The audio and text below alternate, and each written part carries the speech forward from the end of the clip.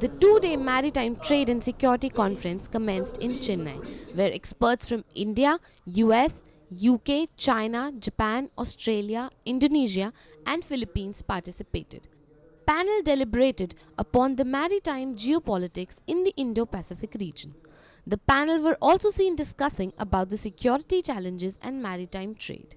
The conference saw startling facts come to light with regard to trade in India. It stated that 90% of the trade happens through sea, and by 2018, India's dependence for trade through sea will be 90%. Experts believe that India has the potential to become a maritime hub because of its strategic location. Dr. David Brewster, visiting expert for Strategic and Defence Studies Centre from the Australian National University, believes on arm-building cooperation between the countries in the Indian Ocean and China within the Indian Ocean. It's very difficult to build cooperation, and there are no easy answers to it. My suggestion is to focus on building cooperation between the countries in the Indian Ocean and China within the Indian Ocean, rather than focusing on areas such as the South China Sea, where there's considerably more tensions. What that involves is difficult, but it's a matter of building blocks.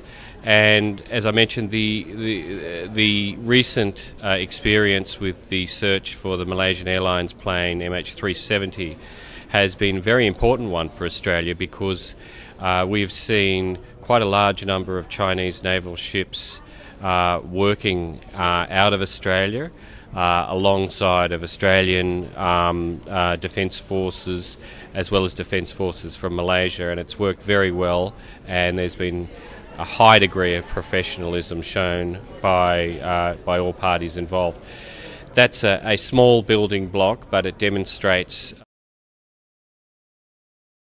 I regard the India-Australia partnership as an extremely important one, that India and Australia's underlying strategic interests are very, very similar, and there's a huge number of areas that the two countries can work together, whether it be in maritime security, things like piracy, illegal fishing, people smuggling.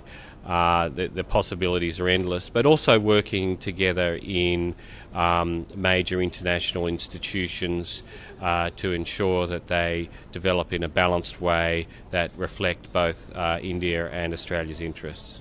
Dr. Liu Zongyi, a fellow researcher from the Institute of World Economic Studies, said that both the countries should focus on economic cooperation, shoving aside the military confrontation. For your first section, I think as for the security institutions building in this region, we should two different security institutions. The first one is to those non-traditional security issues such as anti-pirate, anti-terrorism. It's necessary for us, because this, just as you mentioned, the sea lanes in the Indian Ocean is very important to China, India, Japan, South Korea, and all the surrounding countries. It's very important for us. So we must guarantee the security of these sea lanes to guarantee our. Powered by NNIS.